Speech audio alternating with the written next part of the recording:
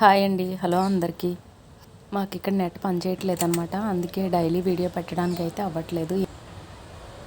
దొండకాయ కర్రీ అంటేనే ఎవరికి ఇష్టం ఉండదు కదా, అసలు ఎవరు ఇష్టంగా తినరు. కానీ ఇలా చేసి పెట్టండి, దొండకాయ పచ్చికారం చేసి పెడితే గిన్నె క్షణాల్లో ఖాళీ అయిపోతుంది. మరి దీన్ని ఎలా తయారు చేసుకోవాలో చూద్దామా. దీనికోసం ముందుగా స్టవ్ మీద ఒక బాండి పెట్టుకుని నూనె వేసుకుని, నూనె వేడైన తర్వాత కొంచెం శనగపప్పు, మినపప్పు, జీలకర్ర, ఆవాలు, ఎండుమిర్చి వేసుకుని ఒక గుప్పెడు పల్లీలు కూడా వేసుకుని, పల్లీల ప్లేస్లో మీరు జీడిపప్పు అయినా వేసుకోవచ్చు. అవి కాస్త వేగిన తర్వాత 1 టీ స్పూన్ పసుపు, పొడవుగా కట్ చేసుకున్న ఉల్లిపాయ ముక్కలు వేసుకుని అవి కాస్త వేయించుకోవాలి. ఎక్కువగా వేగాల్సిన అవసరం ఉండదు. అవి వేగిన తర్వాత పొడవుగా కట్ చేసుకున్న ఒక అరకిలో దొండకాయ ముక్కల్ని కూడా వేసుకుని ఇవి కూడా బాగా మగ్గించుకోవాలి. ఇలా పొడవుగా కట్ చేసుకుంటే కర్రీ బాగుంటుంది. ఇలా ఇవి వేగేలోపు ఒక 10 పచ్చిమిరపకాయలు ముక్కలుగా కట్ చేసుకుని మిక్సీ గిన్నెలో వేసుకోవాలి. అలాగే ఒక 15 వెల్లుల్లి రెబ్బలు కూడా వేసుకుని కోర్స్గా మిక్సీ పట్టుకుని పక్కన పెట్టుకోవాలి.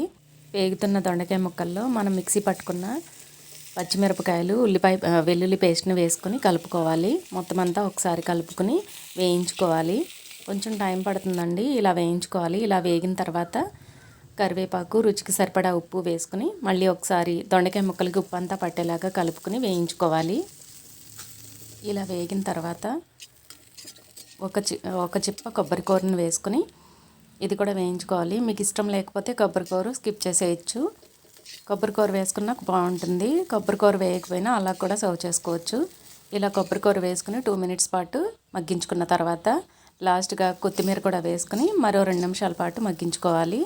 ఇలా మగ్గిన తర్వాత స్టవ్ ఆఫ్ చేసుకుని సర్వ్ చేసుకోవడమేనండి. చాలా రుచిగా ఉంటుంది, చాలా బాగుంటుంది, చాలా ఇష్టంగా తింటారు అందరూ కూడా. ఇలా మీరు ఒకసారి ట్రై చేసి చూడండి, చాలా రుచిగా ఉంటుందండి.